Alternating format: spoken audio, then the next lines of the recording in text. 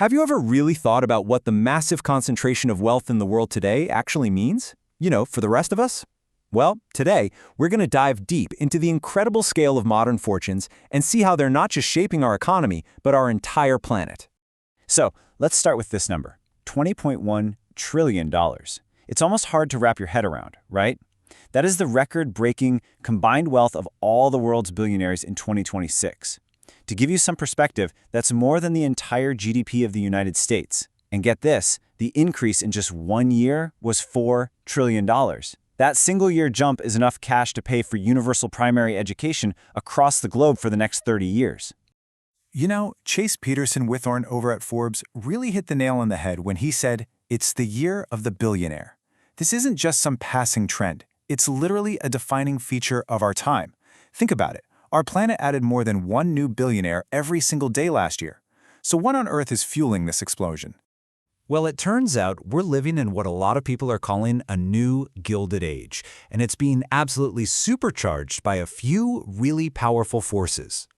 Just look at these numbers for a second. The exclusive Billionaire Club grew by over 400 members in just 1 year.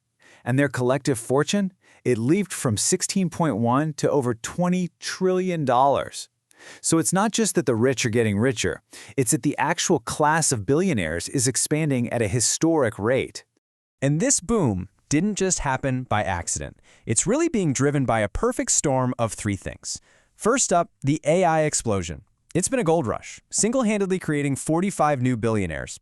Second, stock markets have been on fire, just sending valuations into the stratosphere. And third, a lot of fiscal policies around the world have created a, let's say, very friendly environment for accumulating massive amounts of wealth. And this table just shows you the insane scale at the very, very top. Elon Musk's fortune shot up by $500 billion last year alone. That makes him the first person to ever cross the $800 billion mark and is well on his way to becoming the world's first trillionaire. But seeing this club grow raises a really big question. What does all this concentrated wealth mean for everybody else? To get that answer, we kind of have to zoom out and look at the bigger picture. And honestly, it's a picture of a world that is deeply and increasingly divided.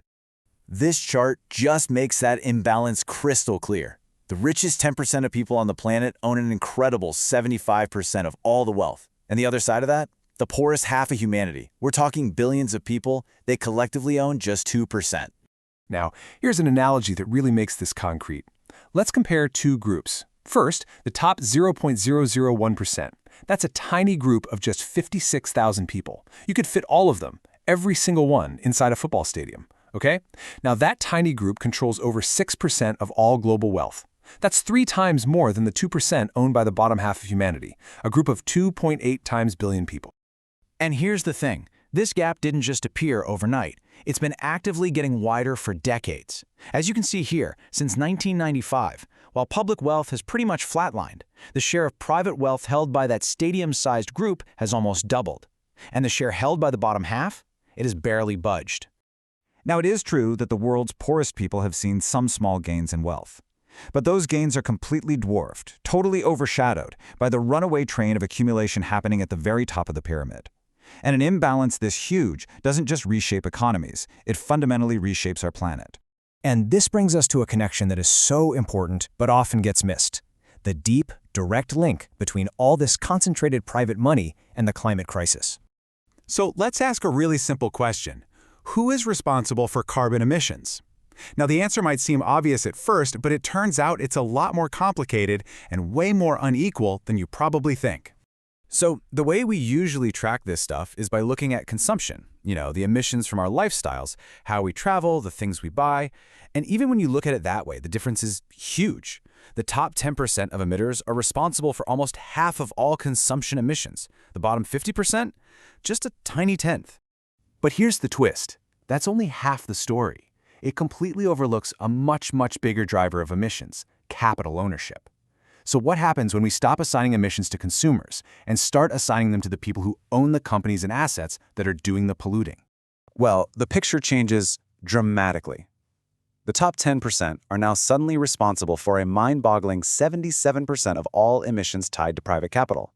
And the share for the bottom 50%, it shrinks down to just 3%. This is, without a doubt, a crucial thing to understand. Okay, So let's just be really clear about what this means.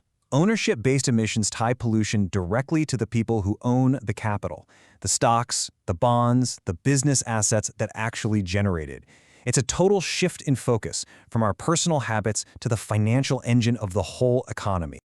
So why is it so incredibly concentrated? Well, a couple of reasons. First, the obvious one. Wealthy people just own way more capital. Second, their investment portfolios often lean heavily into carbon-intensive industries, which can sometimes offer what's called a pollution premium. Basically, higher financial returns from companies that do a lot of environmental damage. And the result of all this? The top 1% alone is responsible for 41% of all these ownership-based emissions. So here's the bottom line, the point that ties this all together. The climate crisis is inextricably linked to the crisis of capital concentration. They are two sides of the same coin. To solve one, you really have to address the other. So, where do we possibly go from here? All right, so if that's the problem, what about the solutions? In this final section, let's take a look at some potential ways forward toward a world that's a bit more balanced and sustainable. And you know, the most important message from the experts who crunch all this data is actually one of hope. They argue that the kind of extreme inequality we're seeing today isn't some law of nature. It's the direct result of policy choices. And that means those choices can be changed. The report they put together outlines 4 main levers for change. It all starts with progressive taxation, making sure the wealthiest pay a higher share. That has to be backed up by global tax coordination, so the ultra-rich can't just hide their money. The other 2 big ideas are strengthening labor standards and wages for workers, and reforming a global financial system that often sucks capital out of the global south and into the north. And just to see how big of a deal this could be, let's look at the impact of just one of those ideas, a global minimum tax on billionaires. Even a pretty modest tax could generate over 1% of the entire global GDP. That is a massive amount of revenue that could be used to fund huge transformative investments in education, in healthcare, and in fighting climate change. And all this really brings us to our final question. The flow of money, the accumulation of wealth, it all operates on a global scale now, completely unbound by borders. So the real challenge, but also the real opportunity, is whether our solutions can rise to meet that same global level.